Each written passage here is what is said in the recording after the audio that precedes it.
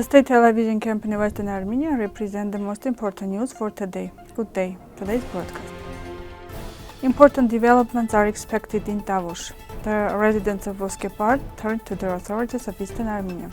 Discussion in the Belgian Senate dedicated to Artsakh and Armenia. Armenia is even more for Russia. Dmitri Peskov. I have snow in one of the villages of Kars province. Grandmaster Shant Sargsyan won Bucharest Grand Prix Rapid. Interesting episodes of Aida and Shant Aznavour's life.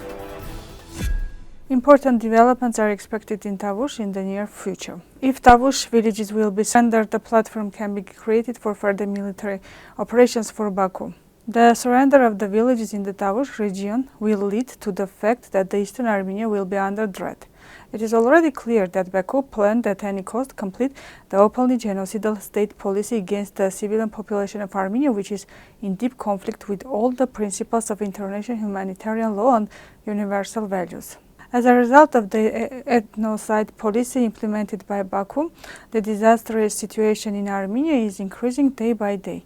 The criminal authorities of Baku taking advantage of the favorable geopolitical situation for itself, within the silent consent or public support by almost every state in the world, grossly violating the principles of the United Nations Charter, disregarding human fundamental rights and freedoms, disregarding the decisions of the International Court of Justice and the European Court of Human Rights, constantly implements a policy of ethnic cleansing and genocide in Armenia. This crime of international significance is carried out with open manifestation of racial discrimination, Armenian hatred, xenophobia, and the undistinguished destruction of appropriation of spiritual cultural heritage. In this uncertain situation, the people of Tavush intend to become warriors, so the wave of public dissatisfaction will start from the Tavush region and then spread to other regions and Yerevan. Moreover, according to our sources, this disobedience actions of the public intend to take into their hands the leader of Diocese of Tavush, His Excellency Bagrat Sarpazan, and the leader of the Diocese of Shirak, Archbishop Mikhail Ajapanyan. For us, being near the border was a pride because we guarded the border of our village in our state. A resident of Baghanis village, Sahakyan, told journalists about this. The more the borders were strong, the more secure and strengthened the state was.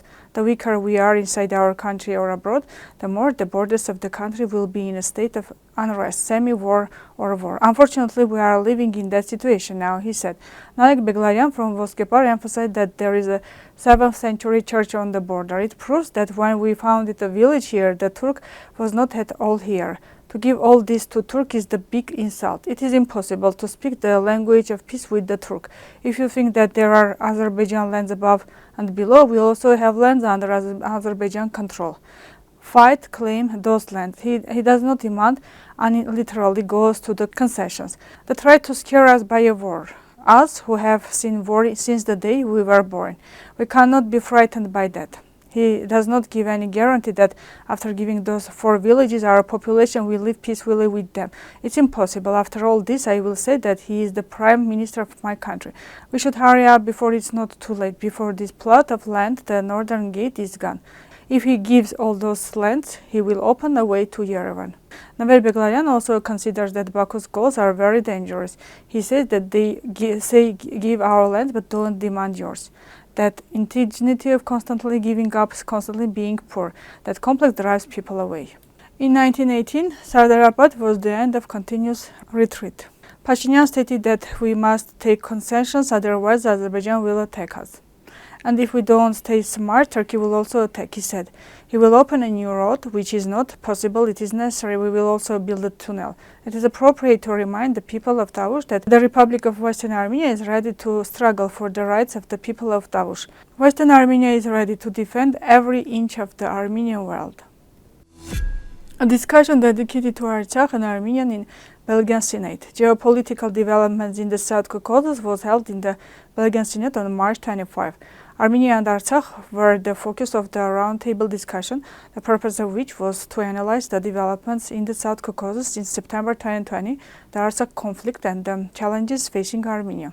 The main speakers of the roundtable were Els van Hoof, chairman of the Foreign Relations Committee of the Belgian Federal Parliament, Paul Merz, an analyst of international negotiations, co-founder of the Klingendal Institute, political scientist Benjamin Bogosian, and human rights defender of Artsakh, Geram Stepanyan.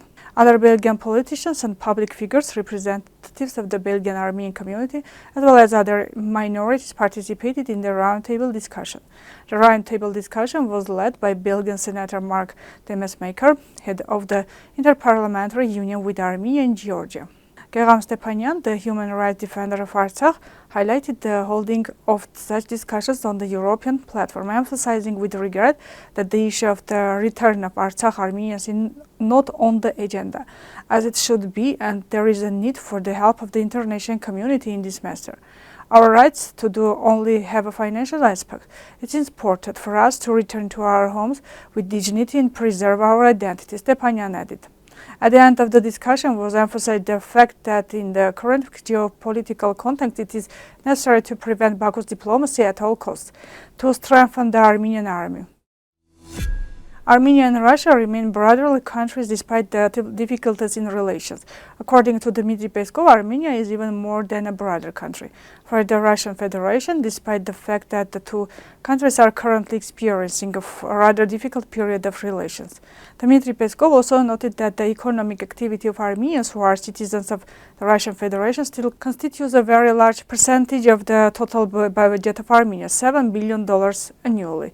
We hope that there will be a political will to continue the development of our relations in Yerevan, and we will successfully pass this difficult period, said Peskov. A heavy snow in one of the villages of Kars province. In the village of Gölbaş-Suzuz district in Kars province, the houses of the residents were left under snow as a result of heavy snowfall and the flash. A number of roads have become impassable. It is noted that the height of the snow layer has reached 2 meters. We were waiting for spring, but winter came again, said the resident. It is noted that the temperature reaches -7 and the rainfall continues with slight interruptions in the highlands. Slow clearing works were carried out on the closed roads and the road was opened with the help of rescue escorts. Sargsyan, a member of the men's chess team of Eastern Armenia, became the winner in the Bucharest Grand Prix Rapid. In the tournament held in Bucharest, the capital of Romania, Sargsyan, having collected 8.5 points out of 10, shared the first and third places, but with additional points, the Armenian chess player took the first place. The second and the third places were shared by two representatives of Ukraine. The prize fund for the first place is €5,000. The interesting episodes of Aida and Aznavour's life have been breathed into Artsakh, the Odyssey of the nobles in the performance. It was on the Yerevan stage. My friend, the main character of the play, Odyssey of the Aznavours, are Aida and Aznavour. The sister and brother, who are extremely warm and devoted to each other, tell the story of their family in a poetic language, present the Aznavour's strong bond with Misak Manusyan, Aznavour's fateful meeting with Edith Piaf, recall the difficulties that they overcome before Paris with music, then the world. Within the framework of the 100th anniversary of Aznavour, the performance, based on the autobiographical book Artsakh, My Little Brother, My Aznavour's Sister, Aida Aznavour, Garvarent, returned to the Yerevan stage. It was presented to chansonnier fans on the initiative of Aznavour Foundation on March 25 at the Agaplanyan Drama Theatre in Yerevan. Aznavour was a genius, but first of all he was my father, a father with whom we talked a lot, with whom I formed my literary taste. Our love for traveling was inexhaustible. We were also united by the exceptional inclination to discover the cuisines of different countries, says Aznavour's son, Nicolas Aznavour. He is watching the play for the first time, but he has read his aunt's book. I am glad that the production is on the Yerevan stage and the non-French-speaking audience will have the opportunity to discover the story due to Armenian subtitles. The relations formed between Aida and Aznavour was during childhood and was very strong until the end of Aznavour's life.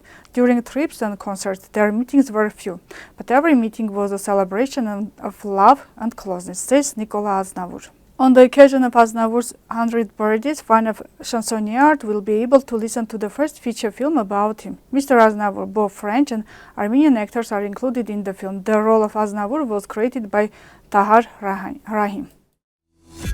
This was all for today. Goodbye.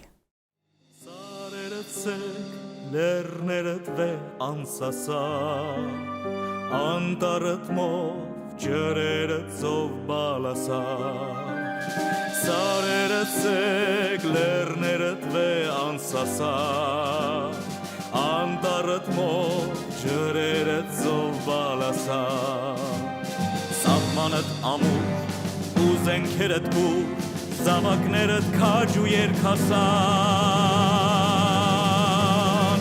զով Տավուշ, ամբար Տավուշ իմ հաղթական, սիմվոլը քո արթուն է միշտ ու մարտական